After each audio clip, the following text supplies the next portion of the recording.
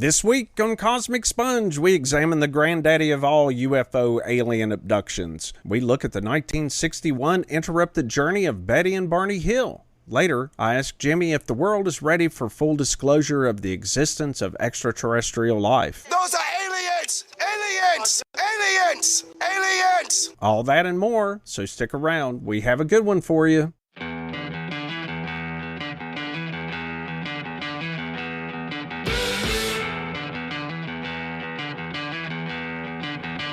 Welcome to the Cosmic Sponge, the podcast where we talk about UFOs and other weird wonders of the world. I'm Stephen Hawk. And I'm Jimmy Cole.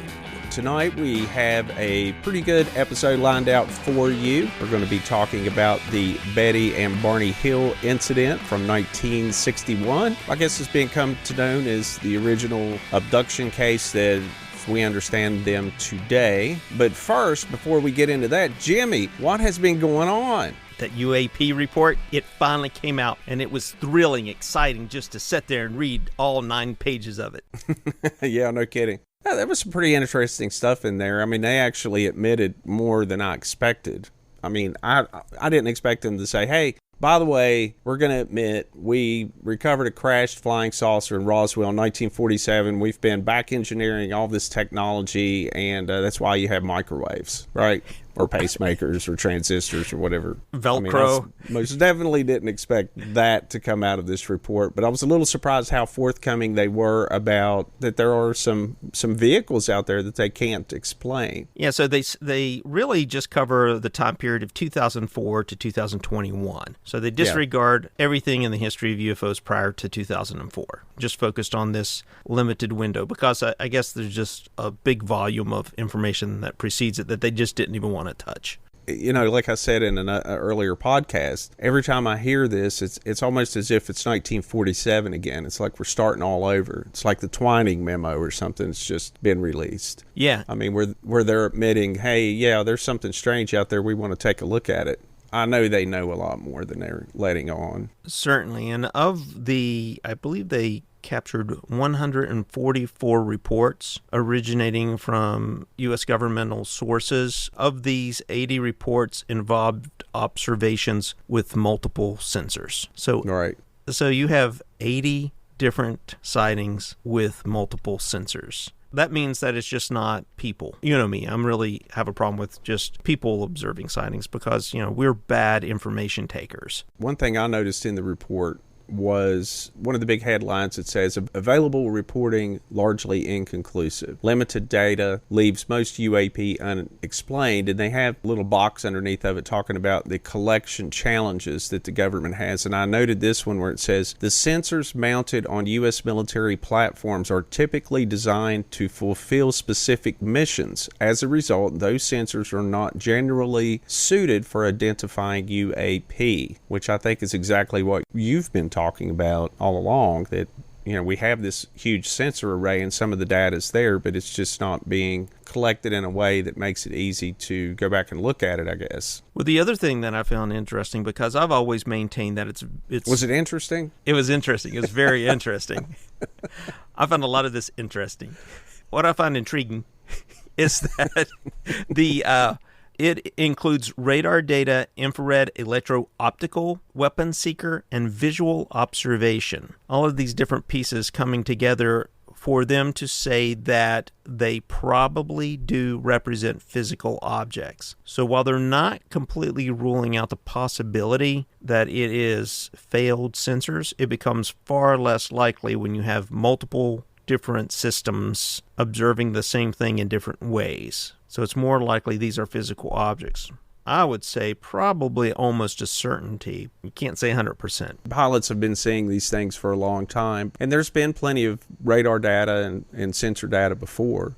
I mean, it's obviously become a problem that it's being acknowledged by the Pentagon now. Right, and there's a larger report available to Congress and has been for a while. They got this early. We're just getting this last week Friday, I think. From what I glean here, it appears that they are recommending a more streamlined approach to data collection across multiple government agencies, including the FAA, and then also more resources to be put towards data collection. I think that's probably a good thing, all in all. That's what I saw, too. I found that interesting, saying we need to put more resources into trying to capture more data so that we can figure out what these things are. But they did say there was UAP probably lack a single explanation, and then here's some of their ideas. A lot of UAPs could be is airborne clutter, birds, balloons, recreational unmanned vehicles, natural atmospheric phenomena. There you go with your weather, temperature inversion rather, ice crystals and that sort of thing. Industry development programs. Some UAP could be attributable to developments and classified properties of U.S. entities, and then they put foreign adversary systems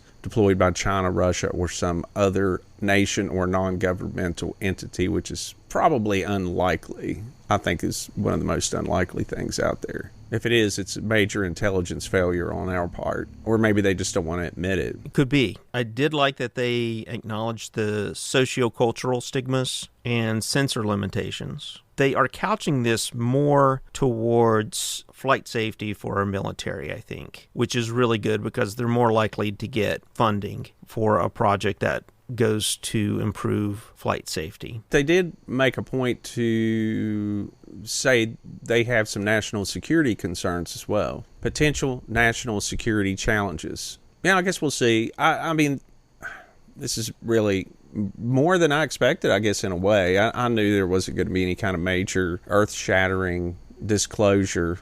I mean, I guess in the long run, they're trying to say, we have a lot of reports, we looked at a lot. They said in 18 incidents described in 21 reports, observers reported unusual UAP movements, patterns, or flight characteristics. Some UAP appear to remain stationary in winds aloft, move against the wind, maneuver abruptly, or move at considerable speed without discernible means of propulsion. In a small number of cases, military aircraft systems processed radio frequency energy associated with UAP sightings. We've talked about that on the show before. UFOs tend to kind of jack up electrical systems. Yeah, so I think at the end of the day, they come to the conclusion that there are many sightings that they can't identify the source of, that they do pose a risk to our military flight, particularly in training. They have two specific cases the public knows about with the USS Nimitz and the USS Roosevelt cases, and that we should address it, and that we should spend some resources both in data collection, mining that data to come up with answers for exactly what is occurring in our skies so that our pilots are safe. And I feel like this report is something to say, hey, everybody in the world other than the Pentagon, yeah, we're looking into it. We realize, hey, this stuff's real, but, you know, it's probably nothing to it, but we'll take a look at it. Meanwhile, don't worry about it.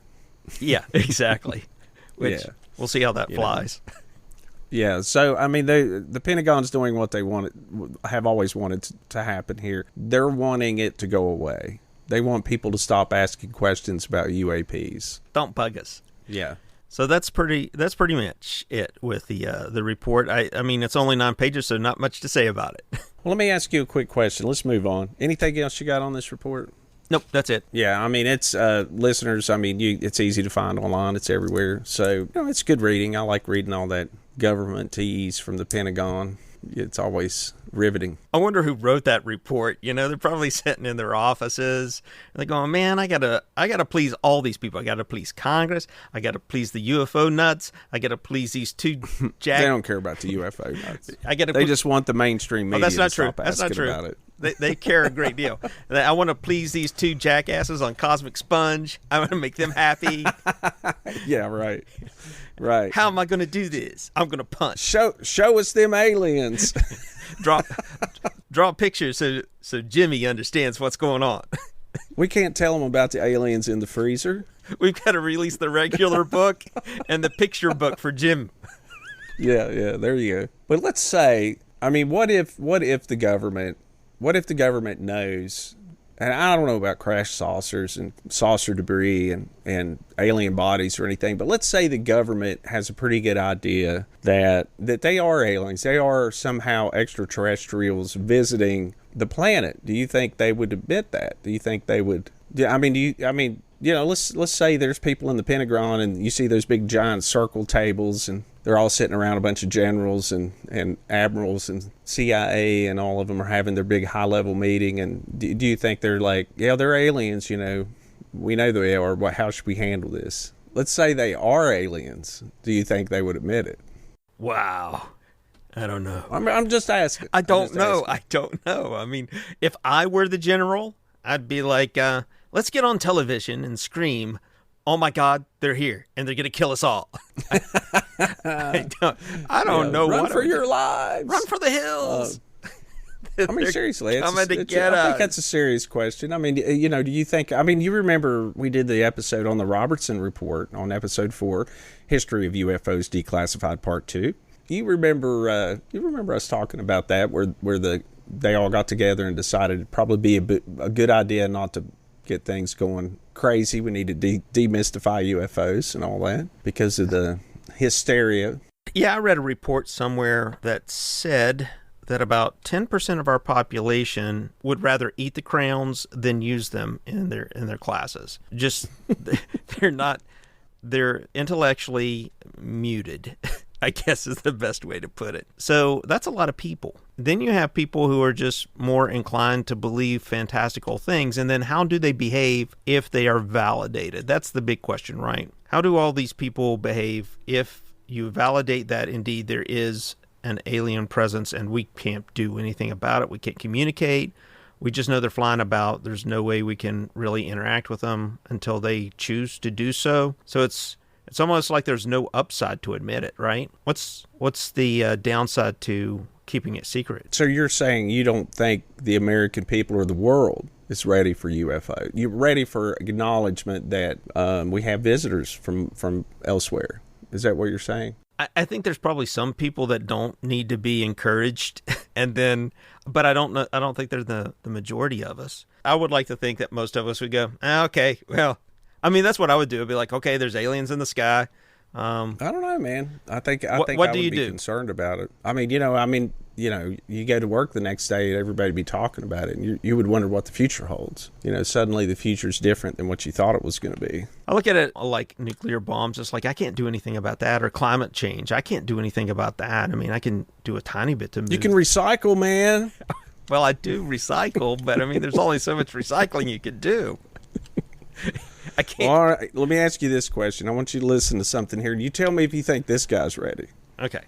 For full disclosure. Fair enough. This is a video, listeners, of a UFO sighting. It's actually quite a good UFO sighting. Maybe we'll post a link to it. It's a big light that just kind of drops out of the sky. It looks as if it is right at dusk. During this sighting, the light separates, and it separates into 4 or 5 lights, and they all move around the sky. It's actually quite good. It's very close. But there's someone observing it, and this is who. That's what I'm asking you. Is this guy? See if you think this guy's ready for disclosure.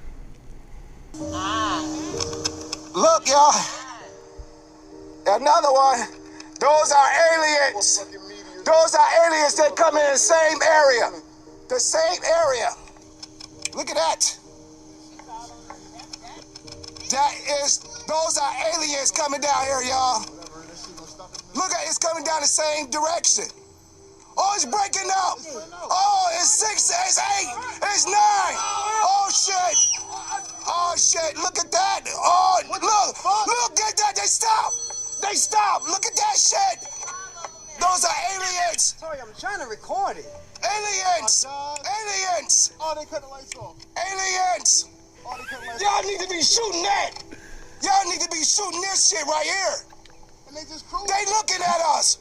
They dividing. They dividing up. We getting invaded. Those are not fun. Look at that shit. They are sitting. Y'all need to be calling damn news. They come down to they come to Earth. They're coming to Earth. Oh, they're coming faster. Oh, shit. Okay, well. Look, they flying towards each other. They flying, oh my God, look. They moving in for formation. They just standing there. Officers, do something about that. Okay. Y'all not gonna do nothing. What do you think? Think that guy's ready? I don't think he's ready. Man, I don't think we're just too desensitized as a nation anymore. I mean, with all of the... That guy doesn't sound very desensitized. Yeah, well, He might be a little high-strung. I don't know what kind of chemicals he may have ingested prior to seeing that visual. The aliens! The aliens! They're coming. They're going to get us. Aliens. So, well, that was a nice aside. so anyway, let's move on. Shall we? Is that what you had for today? That's what I had for today. Oh, my God. All right, so... All right, so on to tonight's main topic. This is going to be about Betty and Barney Hill. Listeners, you may or may not know, this is a case from 1961. Betty and Barney Hill was an American couple who were on a vacation. They had a UFO encounter and then afterwards realized they had been abduction after seeking psychiatric help and using regressive hypnosis. And as far as I know, this is the first time, which is, I guess, common practice now, but the first time that was ever employed in a UFO abduction case. So, Jimmy, I think you've done the legwork on this one. So do you want to give us a rundown of the encounter? My calves are massive.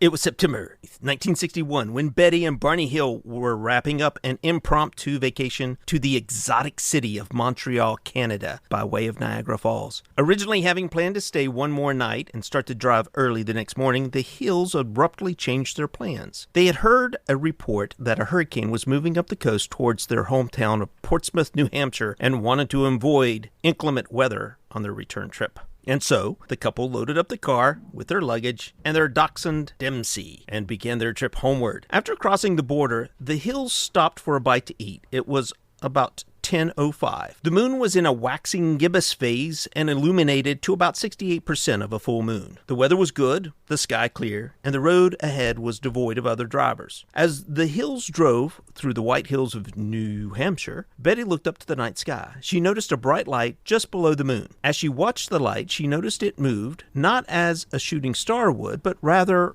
up towards the side of the moon. She mentioned the movement to Barney and wanted to stop so she could get a better look at it. Needing to walk the dog, Barney agreed, and they stopped at a picnic area near Indian Head, New Hampshire. While Barney walked the dog, Betty used a pair of Crescent 7x50 magnification binoculars they had in the car to get a better look at the object in the sky. Barney mentioned that it was probably just a satellite as he walked the dog. Betty, however, observed its erratic behavior and was not so sure. She handed the binoculars to Barney. It was at this point that Barney noticed that the object was transversing the sky from south to north. As the object passed his right shoulder, he observed it turning in the sky and appearing to veer in their direction. This made him a bit uneasy, and he thought, at that point, perhaps it was a commercial airliner, and then later, perhaps a military plane. Either way, the couple returned to the car and began their journey once more. Betty would remark as they traveled south that the light was trailing them. They would intermittently stop to observe the winking light, and at one point the object came very close to them. Barney stopped the car, stepped out, and observed the vehicle transverse the road just ahead of them to hover just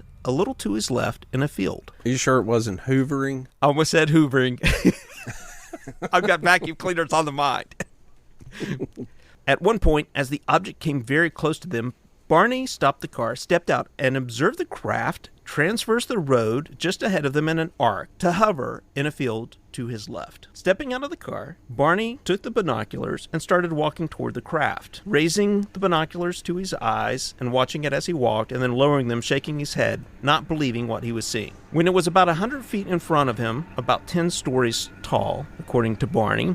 Just real quickly, I think he said it was approximately 80 to 100 feet off the ground while he was observing it here. Is that right? He said it was about 100 feet or 10 stories, and that's his words from 1964. Okay, go ahead. I'm sorry. Barney estimated about 10 stories. It was 10 stories up. It was about the size of a commercial airliner from tail to nose. Barney brought the binoculars up to his eyes. He noticed a row of windows, and behind them, men, approximately 9 to 11 of them. Hard to distinguish at this distance. They all watched him, and then suddenly, all of them, except for one, turned back to a wall behind them that had levers on it. Maybe levers. Is it levers or levers? Oh, I think it's lever. I'm going to go with levers then. So I'm pretty sure it's lever. Had a wall of levers on them that that they started to manipulate. Now, on either side of the craft were red lights, and as they manipulated the levers, as it did the levers, as it did the little things that slide up and down on the back wall. Why don't you just say like buttons or something, man? It's just... Because he said they were levers. He didn't say they were buttons. So as he didn't say they were levers, but he may have said they were levers. He said levers. He's from New Hampshire. On either side there were these red lights, and the wings started to come out. Now, he said these wings were less like what you would find on an airliner, or more like a fan. And I assume he meant like, those Japanese fans that you wave in front of your face. Yeah, he said something like let's see, red lights, what appeared to be bat wing fins began to telescope out of the sides of the craft, and a long structure descended from the bottom of the craft. And it was at that point that he became fearful that they were going to capture him. So he ran back to the car, jumped in, and they continued the journey down Route 3. And then they hear a beeping sound, and the car vibrates subtly. He describes it like a tuning fork placed near your skin. And the beeping that he imitates, and maybe we can do a little sound clip here. Let's listen to that. When I returned to the car, there was a series of beeps.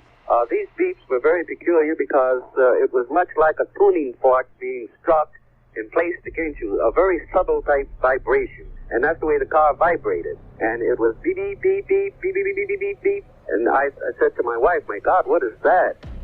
It sounds like a telegraph is the way it sounds coming from Barney. Then they don't hear anything else. And then 35 miles of travel passes. They don't say anything to each other. And then they hear the beeping sound again. And then they start talking about, what was that you think we saw? And they just go back and forth trying to understand what it is they saw. And that 35 miles of travel are a bit hazy to them. They arrive home, and that's when they start to notice several oddities. First, they'd lost over 2 hours, almost 3 hours of time in that drive. They'd expected to be back much earlier, and they ended up arriving at 5 a.m. on September the 20th. That was a Wednesday. Their watches, both of them, had stopped. Betty's dress had been torn. It was a new dress and only the second time she had worn it. Barney's shoes were scuffed. He had his nice dress shoes on. The shoes, the tops of them and the front were scuffed as if he were drugged. And then the back of the car had approximately 20 silver dollar-sized circles on them scattered about the trunk lid. It was very polished compared to the rest of the car, which was dirty from the trip. When you mentioned Betty's dress, it had some type of pinkish powder on it, right? According to Betty, yes. Yeah, she hung it out she didn't wash it or dry clean it or anything. She just hung it up on the line, and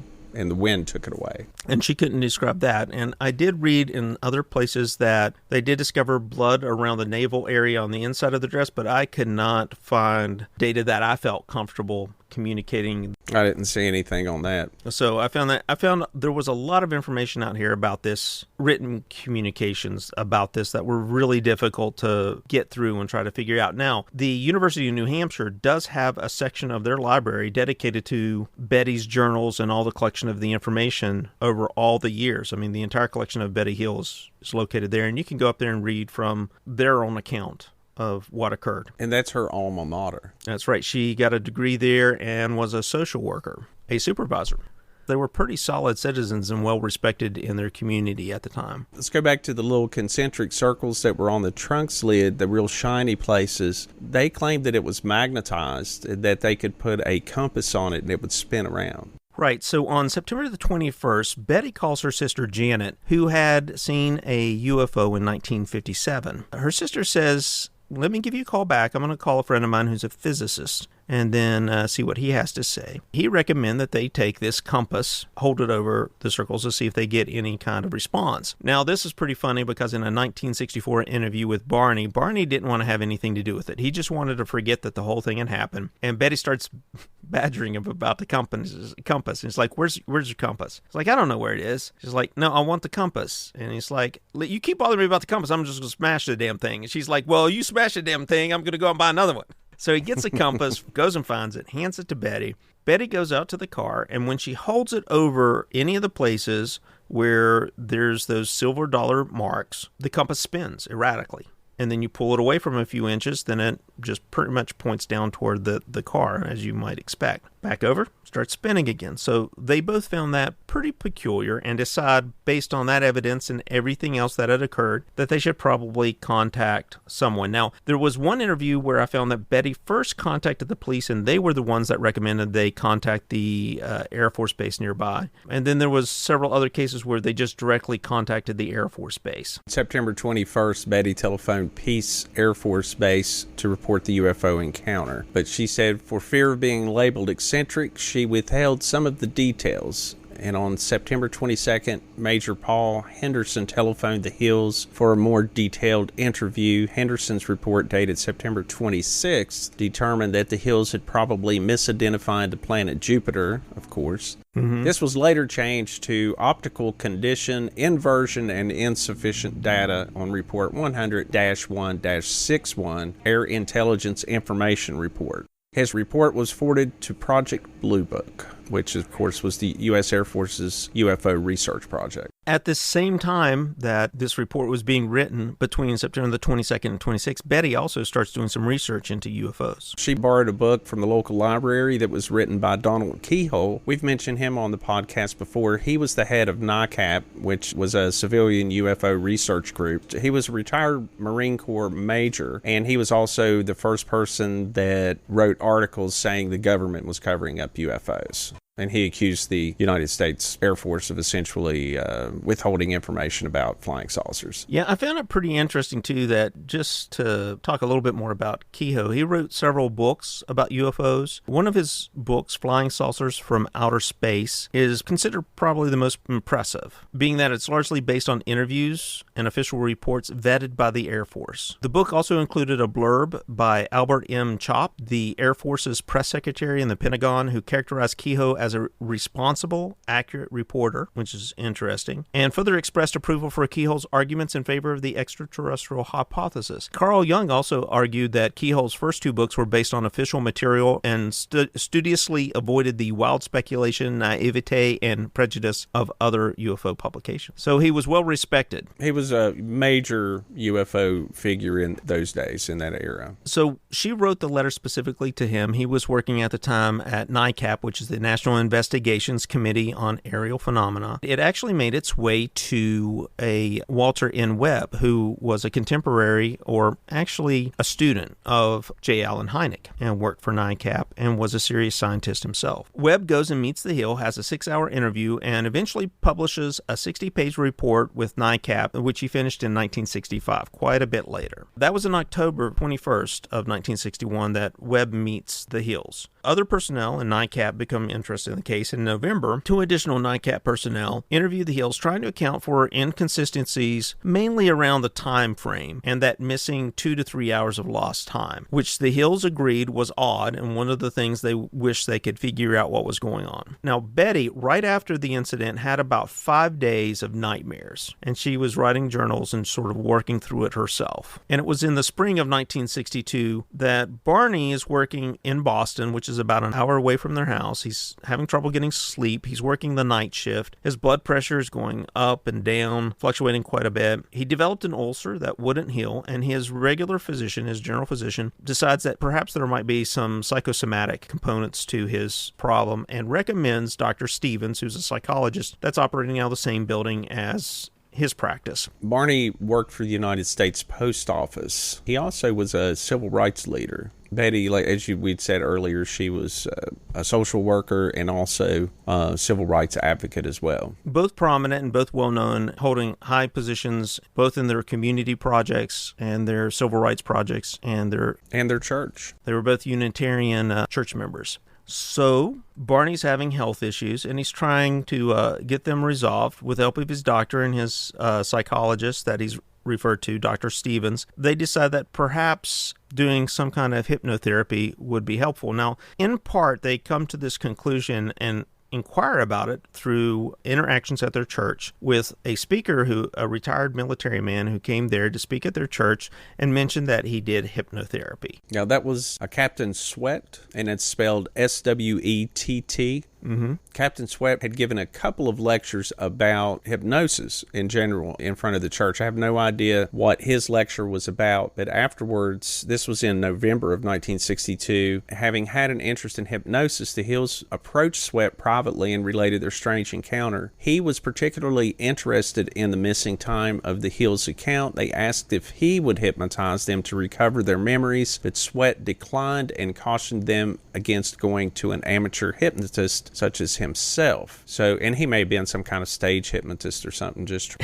Yeah, it's like, welcome, congregation. Here's my watch. Watch my watch go back and forth. Slowly, Right. slowly, slowly. You're now Your under my eyes are control. getting heavy. They're getting heavy. You're under my control. You're traveling through the White Hills, and you see above you a spacecraft. Perhaps that's where it came from. I don't know. But he does the right thing, and he says, you need to see a proper doctor for this stuff. Right. And so when Barney goes back to his psychiatrist, Mr. Stevens, and asked about hypnosis, Stevens refers the Hills to Benjamin Simon of Boston. The Hills first met with Simon on December 14th, 1963. Early in their discussion, Simon determined that the UFO encounter was causing Barney far more worry and anxiety than he was willing to admit. Though Simon dismissed the popular extraterrestrial hypothesis as impossible, it seemed obvious to him that the Hills genuinely thought that they had witnessed a UFO with human-like occupants. Simon hoped to uncover more about the experience through hypnosis. And so every Saturday for a while, they start going into these sessions, first Barney and then Betty separately, and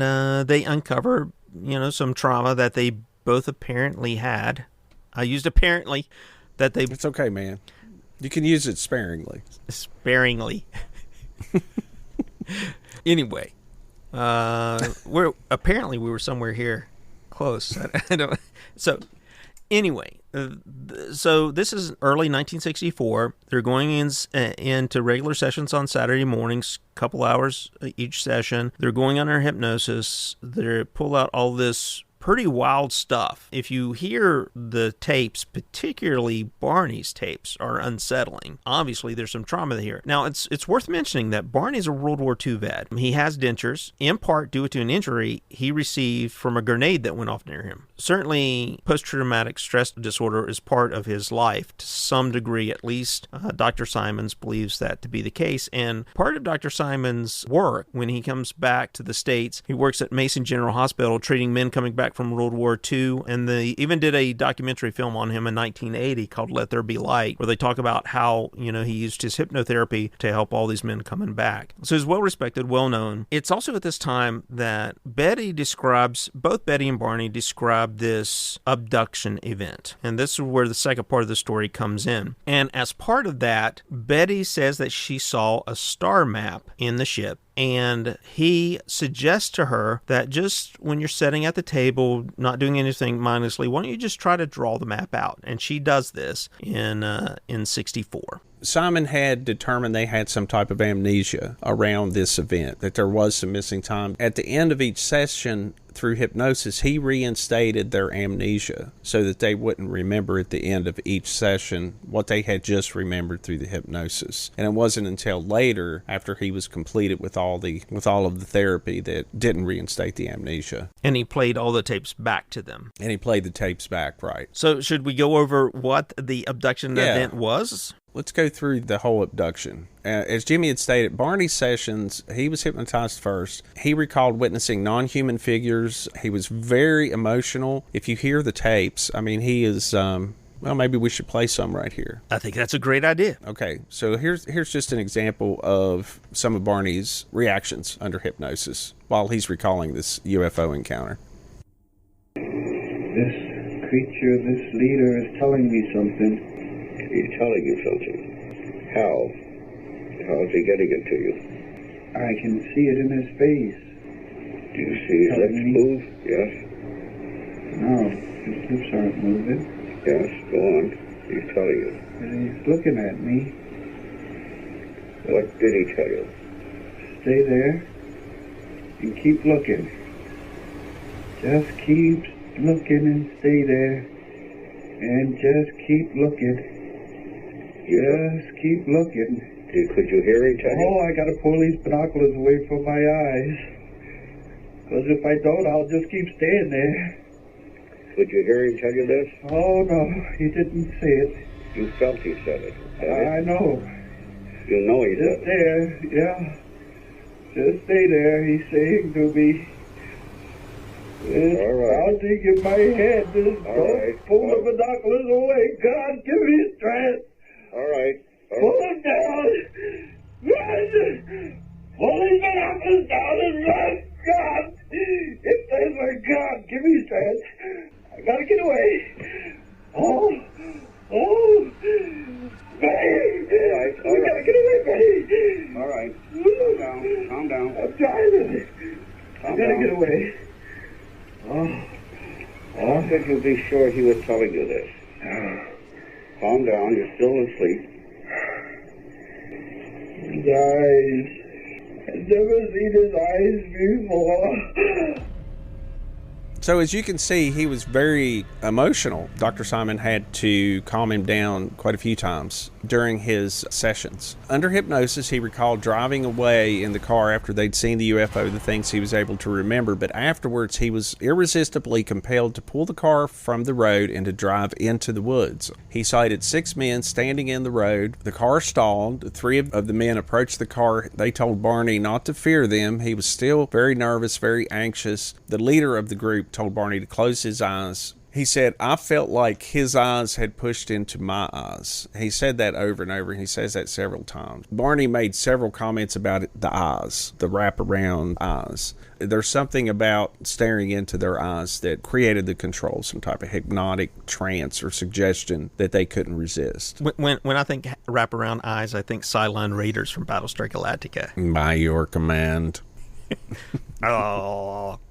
I always wonder if the eyes like over to the right, are they not seeing anything over on the left side? You know, the red eye going back and forth. You notice that the kit car from David Hasselhoff's show, Knight Rider, it also had that Cylon Raider beeping thing going back and forth. It was the earliest version of a Cylon. Right. That's probably where they came from, you know. David Hasselhoff was the original Cylon Overlord, as expected. Yeah, it was probably... after he died, and then they cut off his head, and then like made him a cyborg, and then he created all the David Hasselhoff is the evil overlord in Battlestar Galactica. It may have been an improvement for that show. Oh my! Actually, I thought that was a cool show but I was like 11 or 12 at the time. So, and of course, we're talking about the original Battlestar Galactica, not the one the Sci-Fi Channel had afterwards. So, yeah, that one was a downer. It was like a soap opera of depression. It was sad. I couldn't watch it. Yeah, I couldn't watch it. I watched it all the way through, like when they put it on Netflix or whatever. But yeah, it's just always such a downer. Yeah. Every episode, you know. Anytime I was too happy, I might watch an episode. It'd bring my levels back down. Too good. Yeah, if you're feeling too good, put on an episode of Battlestar Galactica. The new one. The old one was awesome. I mean, you had Starbuck, going around. A lot of action. Yeah. Scheming and taking wine bottles, and at least I think they were wine bottles, drinking them. It was a fun show. It was a fun show. So anyway, I guess back to Betty and Barney Hill. Reminiscent about the old Battlestar Galactica. Did we get off track again?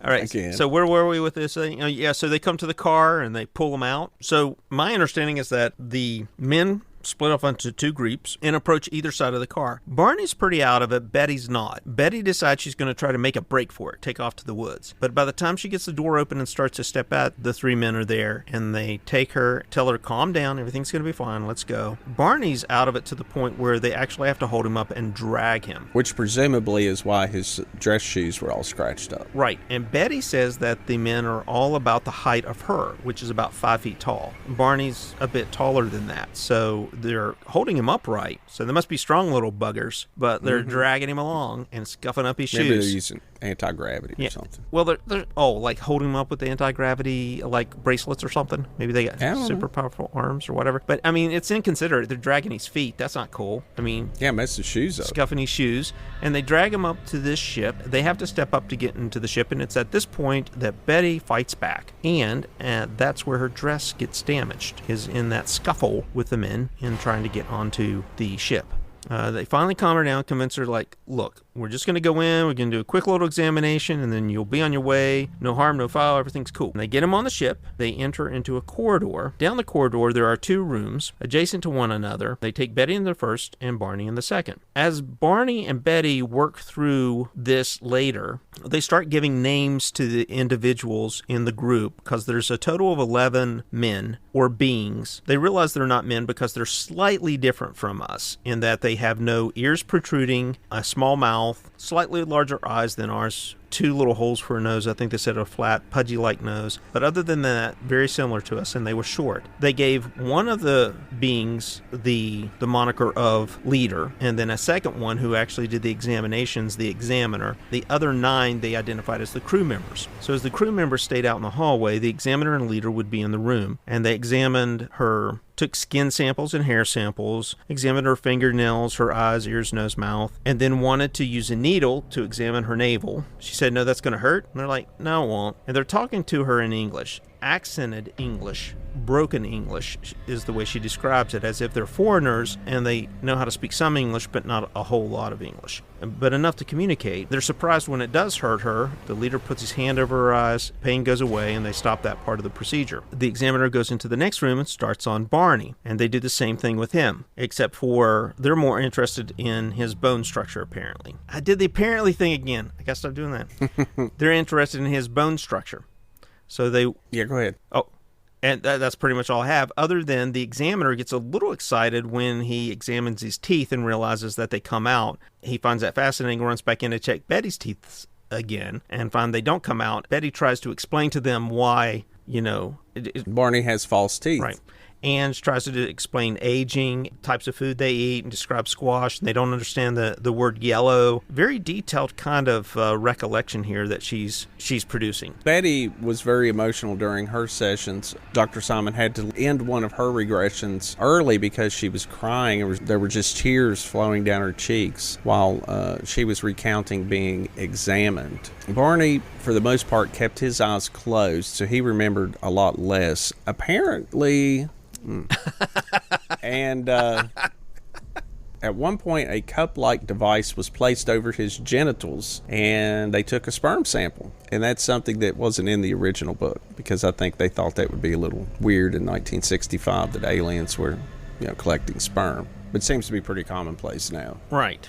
Yeah, I didn't see that. That's pretty interesting, I suppose. It coincides with the common abduction experiences now. Right. So she goes through and she describes the room having cabinets, a stool, the table. The table was smaller because Barney's legs hung over the edge. The room was pie-shaped.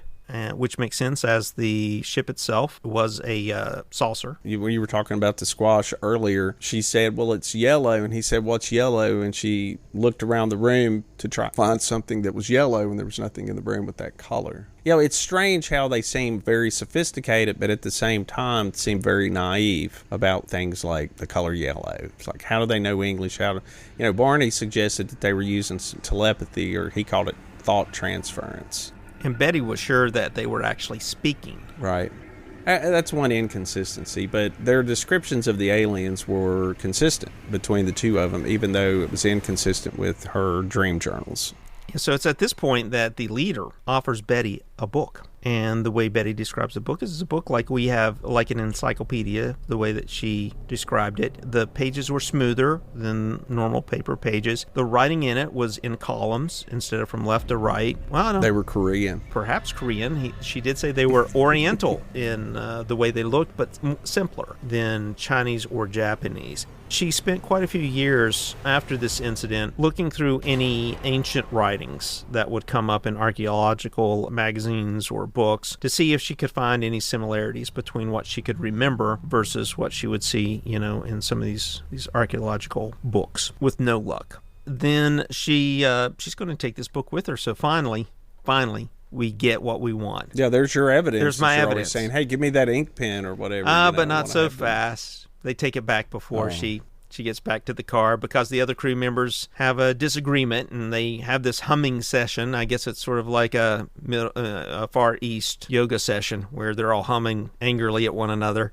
And at the end of it, he says, man, I got to take it back because they don't want you to have it. So she's not so happy about that. Takes it back. I think they played a big joke on her. It could be. Like, here you go. Yeah. Nah. And, Yeah. and then the jerk walks back to the car, puts them in the car, and off they go on their way. he also said that they also want me to make you forget that this happened. She said, I won't forget. This is the last thing I'll do. I'll remember all of this, which I guess in a sense she did after the hypnosis, but they did induce some type of amnesia that was brought out during the hypnotic sessions. So is there anything else from the encounter? So the star map, you mentioned that a little bit earlier. When she's looking around the cabin of the flying saucer, doesn't she ask them where they're from? And he somehow pulls out, or she claims that it's like looking at it through a window, and she can see, but it's three-dimensional, like a hologram. A star map, right? And she reproduces this in 2 dimensions, which, I mean, it doesn't take a genius to figure out that's not very useful. But she reproduces it in 2 dimensions.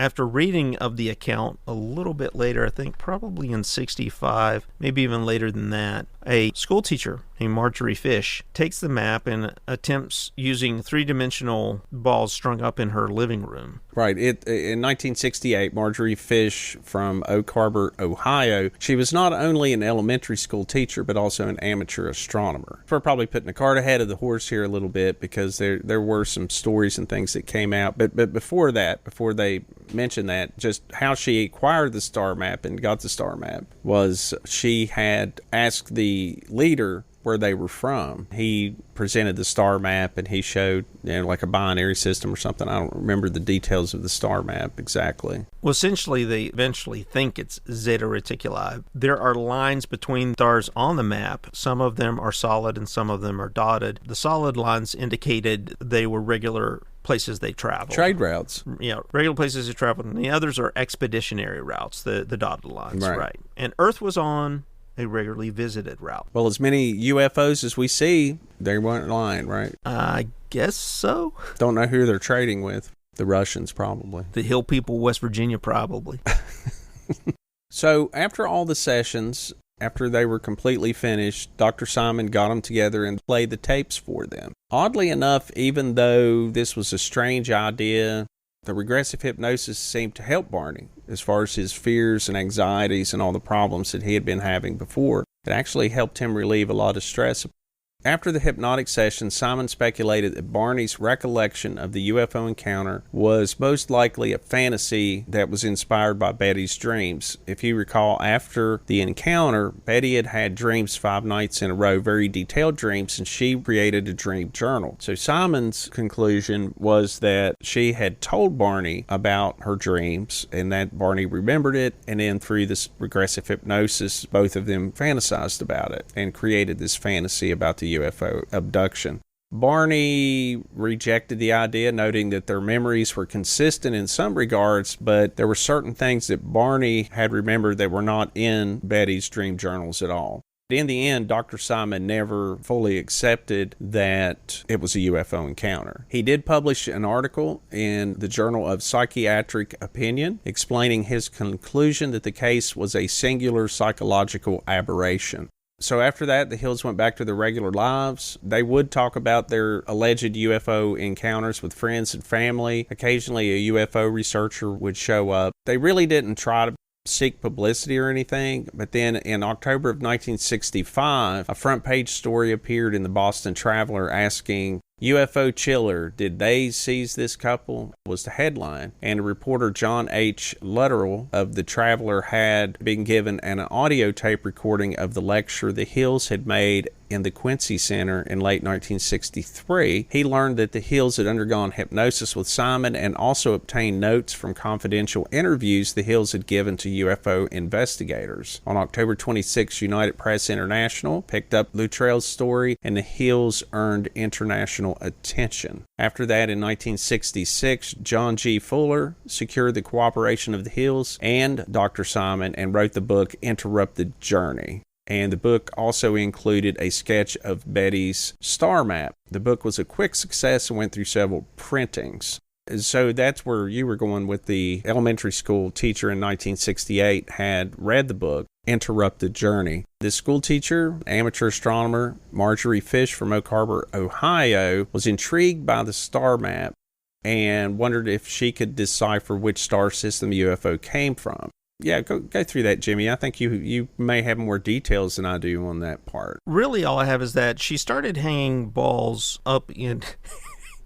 hanging balls up in her living room. How about beads? I have beads and threads. Using beads and threads, she starts hanging them up in a three-dimensional pattern and keeps rearranging them in a way to attempt to match her map to known star systems. And she also based the stellar distances that were published in the Gliese star catalog that was published in 1969 as how she determined the stellar distances between the planets. Right. Or star systems, I should say. And there were 2 points, and it wasn't until 69 that they did not identify 2 stars that were on Betty's map that they were able to fit it pretty closely. And her work was validated by Walter Mitchell out of Ohio State University, an astronomy professor out of Ohio State University. So, I mean, there was some validation from the academic community. But later, Carl Sagan would come on to the scene and pretty much point out that a 2-dimensional map like that could be pivoted in a million different ways to fit a million different star systems,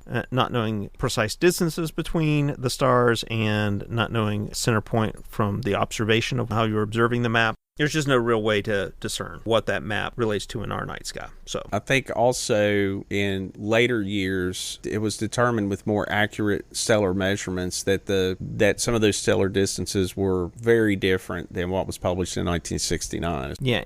And even at the end, Marjorie Fish agreed that, her original assessment was not correct. Right. Right. So it was a fun exercise, though. Yeah. So the last thing I have is radar data. We want to briefly talk about that. Yeah, let's hit that. So there were 2 reported radar data hits of UFOs on that night. The first was out of Pease Air Force Base, about 82 miles southeast of Indian Head at 2:14 a.m., which would place it about right middle of their abduction encounter. Betty had said several times, and I wasn't able to find any other evidence that supports this, that they sent out 2 jets to investigate this unidentified hit. I could find nothing about that anywhere, and she says in several different interviews. That was the first hit. The second hit was out of a North Concord Air Force Station, a small hilltop radar station that was closed in 1963. It's about 40 miles north of Indian Head, and that was at 5:22 p.m. on September the 19th. So that's well before this sighting that Betty has, approximately 5 hours later, or 7 hours before the Hills observed their light in the sky is what it says. Yeah, so that looks like some validation, at least a little bit of third-party validation that there was maybe something unusual in the sky. Well, Project Blue Book did say that the target's extremely high altitude, low speed, that it was most likely a weather balloon. Of course they did. They never took the step to actually see if anyone who was in charge of releasing weather balloons at that time in that area had done so. They just didn't follow up. Which, according to J. Allen Hynek, was pretty common, that they would write them off as quickly. I mean, again, the Project Blue Book had very little resources to really investigate much of anything. Well, the interesting thing was the weather balloon isn't a viable answer either, because there were a lot of temperature inversions that were pushing all the balloons toward the ground. There's a little bit of Bragg scattering going on as well. So there were a lot of lights. Was there any ice crystals? There's ice crystals reflecting light down on the balloons, pushing them closer to the ground. So with the temperature inversions and Bragg scattering, light inversions and ice crystals, there's no way it could have been a weather balloon. I mean, again, real quick, they got very famous after this. They did a lot of interviews. Barney was on, what was the name of that old show? To Tell the Truth. He was right. on a game show. Mm-hmm. They became very well known and national figures. And I guess it doesn't hurt to mention, most people probably know this, but what was very unusual in 1961, they were an interracial couple. Barney Hill was African American and Betty was white. They were both very active in the civil rights movement. He was a leader. They were very respected in the community, in their church, both members of the NAACP. Barney sadly passed away in 1969 as the result of a stroke or cerebral hemorrhage. Betty passed away October 23rd of 2004, and she never remarried. Barney was only 46 when he passed away. Betty was 85. Now, Betty went on to the end of her life attending UFO conventions. She was always anxious to tell people her stories. Later in life, she became a little wacky, let's just say. She went out on a saucer watch with people, and she would take pictures of every light in the sky and say it was the visitors and things like that. I mean, she just got to the point where she was a little over the edge, maybe. And then maybe she had this experience and wanted them to come back. I don't know. I mean, most UFO abductees feel like they're, including her, feel like they were chosen, they were special. Maybe it was traumatic, but at the same time, they don't regret it happened. It seems to be a commonality. And, I don't know if you knew this or not. Did you know that Betty Hill's niece, Kathleen Martin, and I'm sure you've seen her in interviews and on television? Yes, I know all about Miss Martin. She is the founder of Mutual UFO Network of MUFON. Did you know that? That I did not know. Hey, man, there's some good stuff on MUFON. You should get on there, man. I go on there every so often and look at a lot of people upload some good videos and stuff and never see the light of day. I saw a really good one the other day of like a silver kind of, I guess what people like to say, torpedo or cigar-shaped looking object like zipping in and out of the clouds. It was pretty good. I think I sent it to you. You probably didn't watch it. I probably didn't watch it. I'm a skeptic. We don't watch things we can't explain as temperature inversions or balloons. Yeah, that's right. That's right. So anyway, here's one thing. Some psychiatrists later suggested that the supposed abduction was a hallucination brought on by the stress of being an interracial couple in the early 1960s. Both Betty and Barney refuted that. They said they were very happy. The fact that they were interracial caused no stress in their marriage, with their friends and their family. And as we said earlier, they were well respected and accepted in the community and their church. So I don't get that either. I mean, you're going to have a UFO hallucination, stressed out because I think people are just pointing at something that was unusual at the time. Yeah, I don't even know what to say about that. I mean, I just think it's crap, personally. Have you ever seen the movie? I think it's called UFO Incident. They made a movie about with this Darth Vader. What's that? Is that the movie with Darth Vader? Yeah, with James Earl Jones. Anyway, they did make a movie of this incident in 1975, and it had come out 2 weeks before Travis Walton had his abduction, oddly enough. A lot of people say that influenced his experience that he had, at least his recollection of what happened on the ship. You know, there's another thing skeptics bring up is the changing characteristics of the humanoids that they describe. And there were several television programs that came out after the initial 61 incident with the Hills that may have informed their description of the humanoids, particularly the wraparound eyes. There was an Outer Limits episode that came out a couple of weeks prior to Barney's session with Dr. Simmons, I think. Is that correct? There was an Outer Limits episode that had aliens that many people say favored the aliens they described in their experience. I don't know. Maybe. I mean, they said that it was a popular show at the time, and even if they didn't watch the show, they would have seen advertisements for it. So many critics point out the description of the aliens as looking similar to the alien in the Outer Limits episode. I'm neither here nor there on that. I don't. There's a whole lot of aliens and things out there, and people in makeup on those kind of shows and stuff like that. So I'm sure you could draw parallels. And in fact, I don't think the picture of the alien doesn't really appear to have that much of wraparound eyes. I don't think it looks that similar to what she drew. What's your thought on that, on the similarity to the Outer Limits creature? Do you think that is that similar to what Barney Hill drew or what Betty Hill describes? Have you seen it? Yeah, I would not rule it out as an influencing fact or an influencing, a possible influence into their interpretation of this abduction event, which I don't believe occurred. I just don't believe it. I'm going to take the opinion of the hypnotherapist that, yeah, it's something that was been fabricated out of Betty's dreams. I think it's far more interesting. I look at this as two events. The first event is the event where they actually see a craft over a field Barney articulates it very clearly, and he's very convincing when you hear an interview where he's talking about it. He's saying, I'm looking at this and I can't wrap my mind around it. I can't believe what I'm seeing. It's freaking me out. I'm going to get my car and just go away. And that's the whole event to him. He sees this light in the sky. He first identifies it probably a satellite. He doesn't believe in UFOs. Even after the event, he doesn't want to have he doesn't want this to come out at all. He just wants it to go away and forget it. So the whole incident, from my perspective, listening to him, it's far more likely that something occurred. He did see something he couldn't explain. He assigned it as, okay, so maybe this was some kind of spacecraft that was coming down, but I don't even want to talk about it because I can't really, it's not a place where I'm comfortable going. So that seems like a very convincing story. But then you have this other story that comes out a couple of years later after Betty has had 5 days of nightmares and then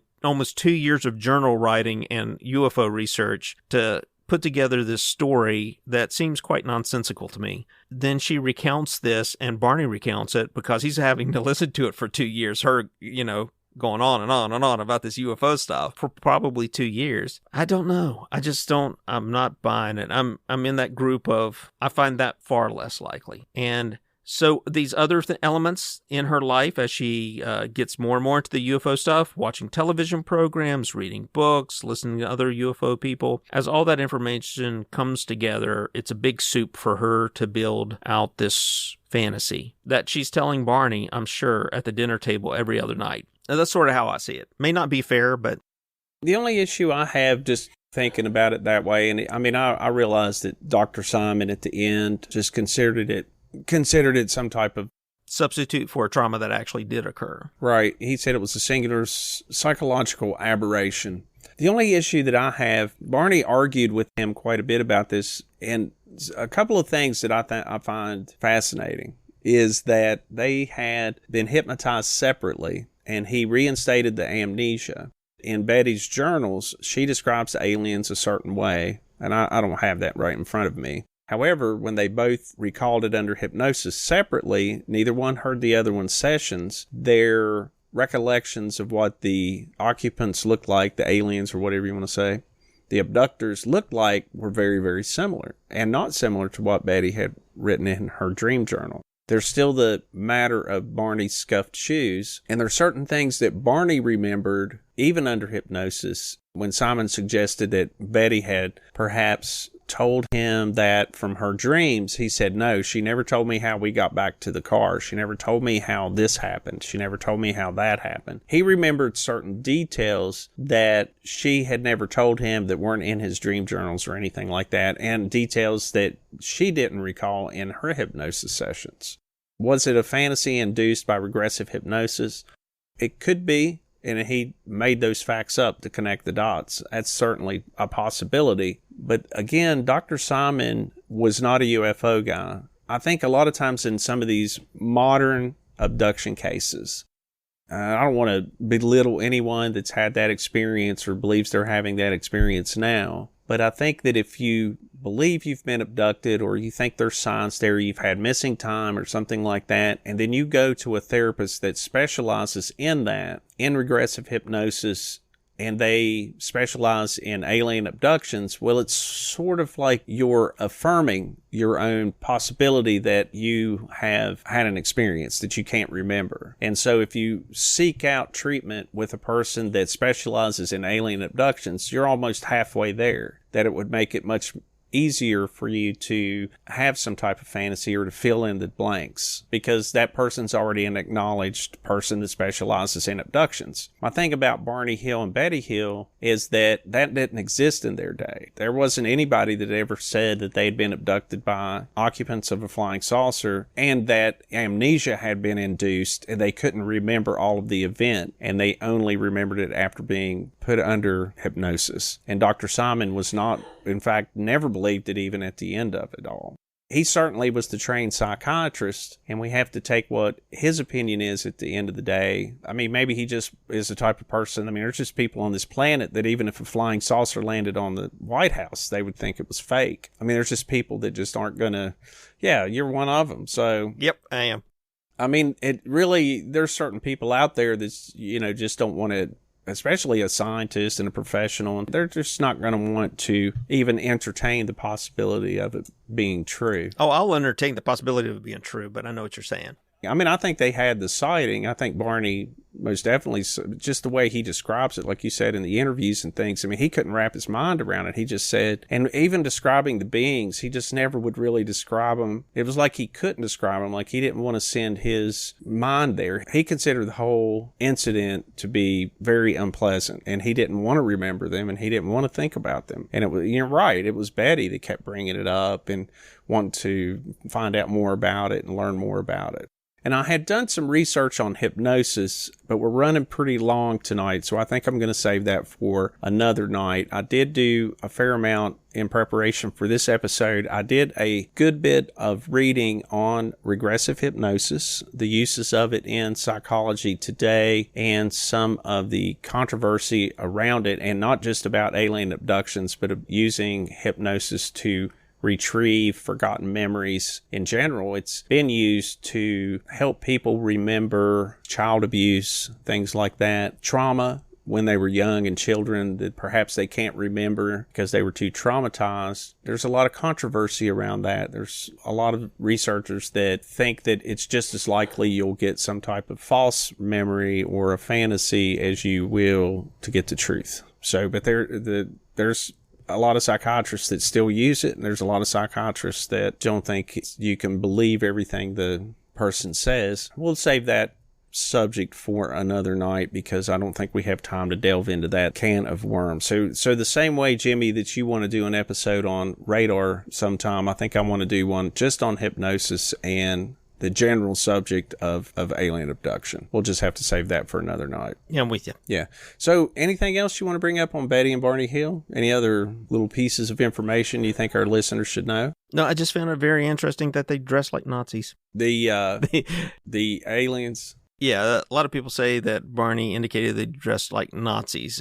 Barney actually said that they dressed like wearing sleek black leather dressed like you would see a motorcyclist wear. And that one of them did have a military hat with a visor on it, the leader, that was staring down at him. Yeah, the eyes. The wraparound eyes. That sideline raider keeps staring at me with that one eye. He's putting me to sleep with his hypnotherapy. As of right now on YouTube, you can find the Betty and Barney Hill movie, made for TV movie with James Earl Jones and what's her name? Barney. Come on, Barney. Does she talk with a thick accent like that? Barney. Oh yeah. Well, it's a fake thick accent. How about James Earl Jones? Does he talk like he talks like Darth Vader? Yeah. Well, not quite as mean. Get back in the car. Yeah. And then he raises his hand and starts choking the aliens. No, Betty, I am your husband. No, anyway, I think it's a pretty good movie. I watched it. I've watched it a couple times. It's on YouTube. And as Jimmy said, if you really want to dig into this thing and do your own research on it, especially listening to some of the tapes, I mean, we just played a little tiny piece of it tonight of Barney was in particularly very distressed by his hypnotic sessions. I think that there's a lot there you can dig into and look at, but it is a fascinating phenomenon. If you're interested in alien abductions, do a little research on your own. Did you say you had anything else? No, that was it. The Nazi thing. Just had had to bring Nazis into it. And there is some other skeptical things that we didn't cover. Like there was a local guy said that the lights that they saw was probably a radio tower or something. It is a big mystery. It's a very good case. I haven't read the book. I would like to read it sometime though. And I've got so many books I want to read now. So we're doing so much research for the show every week. It's hard to fit them in now. I'm still on Passage to Magonia by Jacques Vallée. Haven't even started it. I'm too busy. I forgot to mention J. Allen Hynek had dinner with the Hills, and I think Dr. Simon, I know it was a psychiatrist, accompanied them. They went under hypnosis again, and Hynek actually questioned them about he wanted to try and get some of the details about the ship and some things like that. It was only moderately successful because apparently Barney got very upset again. Yeah, Jacques Vallée took an interest in it and met with them. J. Allen Hynek met with them. Who else was it? There were several other people. Stanton Friedman. I don't know what to make of it. I'm a skeptic, but... Yeah. I mean, it's a very enigmatic abduction case. Yeah, I just don't know, man. Don't know. There's just so much here. I've got like 20 web pages up, and they're all saying the same thing. 2 hours of lost time, busted up dress and shoes, watches don't work, magnetic car. Yeah, I think they say the watches never did work. Yeah. Ever after that. And they felt like they were contaminated. They washed themselves profusely after the incident, but they didn't wash the dog, and the dog ended up getting a skin condition. There you go. They should have Boils on the skin. The poor dog. It's like, radiation got to him. Poor Dempsey. Yeah. I wonder where the dog was whenever they were being examined. Was there like examining him in another room too? I don't think so. They never mentioned that the dog got out of the car. The dog's sort of stuck in the car, and he's like, man, I hope they're coming back. It gets hot in here during the day. I'm not going to make it. I'm not going to make it. Get back here. Wow. You never know. Wow. Maybe a couple of aliens hung out with him and studied him. Yeah, and he's I mean, a dog can't exactly go under hypnosis and tell his story. He's trying to go to sleep, and he's glowing at night because he's been hit with radiation and he can't go to sleep. He's like, somebody turn that night light out. Wait a minute, that's me. Yeah. Poor Dempsey. All right. Well, I think we're going to close this episode out here. Before we go, I'd like to remind everyone to please rate and review. If you'd like to find out more about the show, check out our webpage at cosmicsponge.com. If you'd like to reach out to the show, if you have information, if you want to say hello, if you would like to correct me again. Or me. Which I'm very thankful. Which we are thankful for. Be sure and email the show at firstcontact@cosmicsponge.com. And if you have a story to tell, some type of encounter, Bigfoot, winged humanoid, UFO, doesn't matter, let us know, and we would like to share it with others on the show. And we got Instagram, we got the Facebook. What else we got going on? That's pretty much it. The YouTubes. Yeah, we got it going on YouTube. So as the old folks say, Cosmic Sponge. That's right. We're not the makeup brush, by the way, if you look for Cosmic Sponge on Google. Though if we get big enough, we can buy them out, and we can branch out into beauty products. Yeah. I am Stephen Hawk, signing out, and I'll see you next week. This is Jimmy Coe, the same. That's all for this week's episode of Cosmic Sponge. Please don't forget to rate and review us wherever you listen. It helps others find the show. If you have any questions or have a story you'd like to share, you can contact us using our email account, firstcontact@cosmicsponge.com.